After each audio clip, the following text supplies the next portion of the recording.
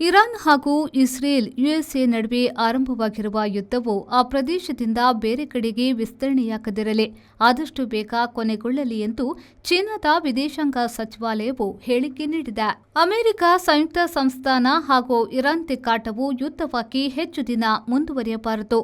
ಎಲ್ಲಕ್ಕಿಂತ ಅದು ಸಮರ ವಲಯ ವಿಸ್ತರಿಸಿಕೊಳ್ಳದಂತೆ ನೋಡಿಕೊಳ್ಳಬೇಕು ಎಂದು ಚೀನಾ ಹೇಳಿಕೆ ಹೊರಗಿಟ್ಟಿದೆ. ರಷ್ಯಾ ಮೊದಲಾದ ದೇಶಗಳು ಖಮೇನಿ ಕೊಲೆಯನ್ನ ಖಂಡಿಸಿದ್ರೆ ಚೀನಾ ಮೊದಲ ದಿನ ಯಾವುದೇ ಹೇಳಿಕೆ ನೀಡಿರಲಿಲ್ಲ. ಈಗ ಯುದ್ಧ ಮಿತಿ ಮೀರದಿರಲಿ ಹಾಗೂ ಬೇಗ ನಿಲ್ಲಲಿ ಎಂಬ ಆಶಯವನ್ನ ಅದು ಹೊರಹಾಕಿದೆ. ಚೀನಾ ಸರ್ಕಾರದ ಪರ ವಿದೇಶಾಂಗ ಸಚಿವಾಲಯವು ಹೇಳಿಕೆ ಬಿಡುಗಡೆ ಮಾಡಿದೆ.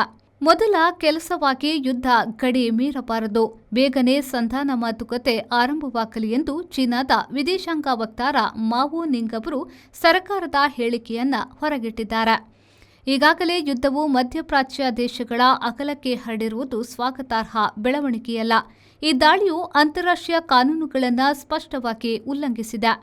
ಯುಎಸ್ಎ ಈ ದಾಳಿಯನ್ನ ಚೀನಾ ಸಹಿತ ಯಾರಿಗೆ ಮಾಹಿತಿ ನೀಡದೆ ಗುಟ್ಟಾಗಿ ಆರಂಭಿಸಿದ್ದು ಕೂಡ ಜಾಗತಿಕ ಕಾನೂನಿನ ಉಲ್ಲಂಘನೆಯಾಗಿದೆ ಎಂದು ಹೇಳಿಕೆ ನೀಡಲಾಗಿದೆ. ಇರಾನ್ನಲ್ಲಿ ಚೀನಾದ ಒಬ್ಬರು ಮರಣ ಕಂಡಿದ್ದು, ಅಲ್ಲಿಂದ 3,000 ಚೀನಿಯರನ್ನ ಏರ್ಲಿಫ್ಟ್ ಮಾಡಿ ಕರೆತರಲಾಗಿದೆ ಎಂದು ಚೀನಾ ಹೇಳಿದೆ.